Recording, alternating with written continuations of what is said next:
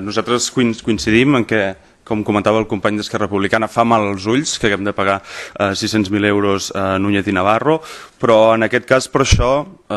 entenem que aquí ens hem d'enfrontar, o que és més vàlid que mai aquella idea de que en algunes ocasions has de triar en quin bàndol estàs veient qui tens al davant, no? I el que pensem que més que fer referència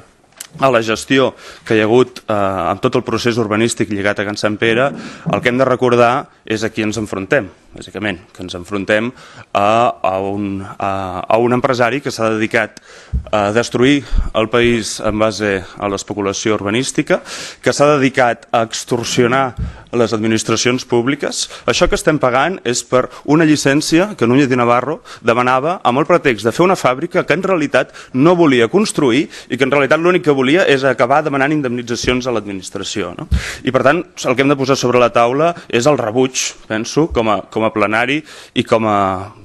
ajuntament, aquest tipus de pràctiques d'una persona que a més ha estat condemnada amb sentència ferma per subornar càrrecs d'Hisenda per tal d'evadir impostos. Nosaltres vam alertar que ens preocupava, i també està lligat en Can Sant Pere, ens preocupava sobretot quina era la distribució de les prioritats, que enteníem que mentre determinades obres, com és l'obertura de carrers a tota la zona de ponent del municipi, s'estava establint com una prioritat, el que no hi havia sobre la taula era un pla